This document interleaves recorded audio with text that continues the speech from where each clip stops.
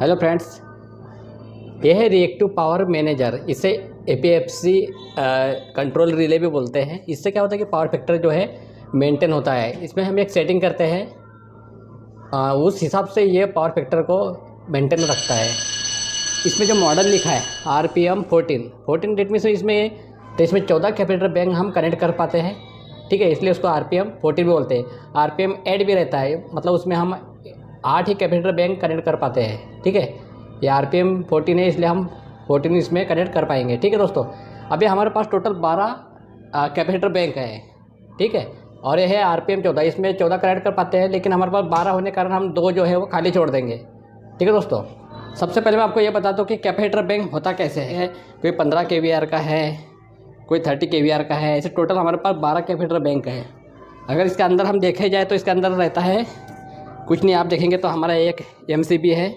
ठीक है, MCB से सप्लाई जाता है डायरेक्ट हमारे कॉन्ट्रैक्टर को, जो कैपेसिटर कॉन्ट्रैक्टर जिसे बोलते हैं हम। ठीक है, अब जब भी ये कॉन्ट्रैक्टर होल्ड होता है, इससे जो वायरिंग है ये पीछे कैपेसिटर की ओर कनेक्ट हुई है। ठीक है दोस्तों, जैसे ये ऑन होगा तो कैपेसिटर जो है सर्किट में आ जाएगा, डेट मीन्स वो कनेक्ट हो जाएगा। तो ये कैपेसिटर का काम है। अब ये कॉन्ट्रैक्टर कब ऑन ऑफ होता है, इसको ऑन ऑफ करने के लिए दोस्तों ये रिले से सिग्नल जाता है, इसी रिले से सिग्नल जाता है।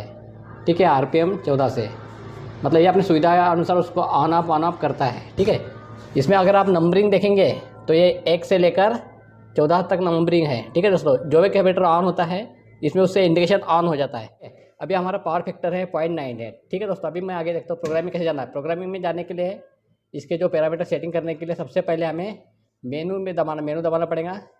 ये DDAT बोल तो डिस्प्ले डाटा, मतलब इसमें जो भी प्रोग्रामिंग की है वो इसमें दिख जाती है। ठीक है दोस्तों, तो हमें इसमें नहीं जाना है, मैं आपको प्रोग्रामिंग बताया। ये प्रोग्रामिंग सेटिंग में जाने के मतलब इंटर और ये डाउन एरो साथ में दबाना पड़ता है 6 सेकंड के लिए। 6 सेकंड में दबाने के बाद हल्का सा इंटर छोड़ दो और डाउन एरो कंटिन्यू दबा के रखो, तो ऐसा इंटरफेयर आएगा। ये टारगेट PF लिखा हुआ है।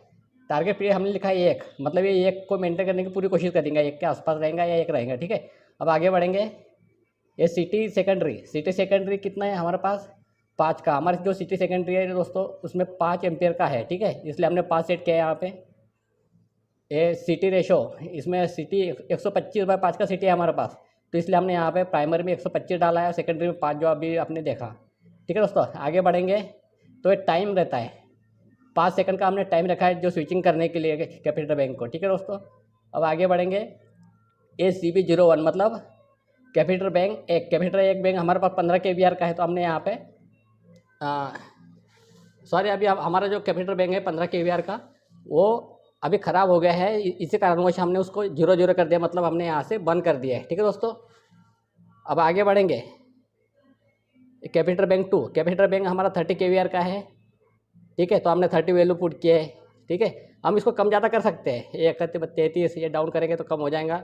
अपनी सुविधा अनुसार जितने का कैपेसिटर बैंक लगाए उतना हम वैल्यू यहाँ पर पुट करना पड़ेगा। ठीक है, तो इसी तरह ये 3 CB3 में देखा जाए तो कैपेसिटर बैंक 3 में ये वैल्यू 30 kVAR का है।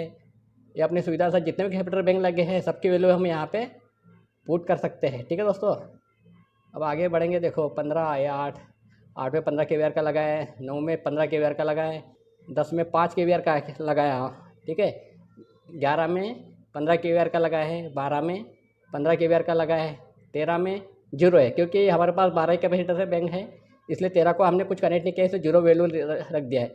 14 में भी 0 रख दिया है। ठीक है दोस्तों, ये आगे हम वापस उसी फंक्शन पे जो स्टार्टिंग में था हम अभी आप बाहर निकल जाते हैं। इस तरह से हमारा सेटिंग होता है दोस्तों। अभी हमारा पावर फैक्टर जो है 0.99 चल रहा है, मतलब 1 के आसपास है। ठीक है दोस्तों, बैक कनेक्शन में देखा जाए दोस्तों तो इसमें टोटल ये 12 देखिए आप, ये 12 से लेकर 14 तक हमारे पास जो है कैपेसिटर बैंक लगाने की इसमें सुविधा है। ठीक है दोस्तों, तो हमने ये 12 जो वायर्स लगी है, ये वो टोटल ये 12 कैपेसिटर की 12 वायर जो लगे हैं यहाँ पे, जो कॉन्ट्रैक्टर है उनके कॉइल के वायर है टोटल 12। ठीक है दोस्तों, यहाँ से सिग्नल जाता है डायरेक्ट उसी कॉन्ट्रैक्टर को, जो अभी मैंने आपको बताया था। ठीक है, तब जाके यहाँ से अगर सप्लाई जाएगा उसको तो वो ऑन होगा। ठीक है दोस्तों, ये समझ गए। अभी इसके नीचे देखा जाए तो 24 में ये है अर्थिंग वायर है, उसके पास में 22-23 में देखा जाए तो ये सप्लाई है, मतलब 230 वोल्ट का सप्लाई हमें इस रिले को चालू करने के लिए देना पड़ता है, तभी इसमें डिस्प्ले ऑन होता है। ठीक है दोस्तों, बाकी ये तो खाली छोड़ देना है। और ये जो 2 वायर लगी है C11 और C10, ये सिटी की कनेक्शन है। जो सिटी रेशो अभी मैंने आपको बताया था, ये उसी सिटी का वायर है, मतलब वो दोनों सिटी की कनेक्शन यहाँ पे आके छोड़ देता है दोनों टर्मिनल। ठीक है दोस्तों, ये हो गया। और ऊपर का वायर जब देखेंगे 1 ये, तो ये 230 वोल्ट तक का रहता है, ये कॉइल के लिए रहता है। ठीक है दोस्तों, हमारा सिटी जो है 125/5 का है, इसलिए हमने उसको 16 और 18 पे लगाया है। अब इसमें देखा जाएगा तो ये 16 और 18 में 2 वायर लगी हुई हैं। अगर हमारे सेकेंडरी में अगर एक का भी रहता तो हम 16 और 17 में इस कनेक्शन को कर देते, क्यों?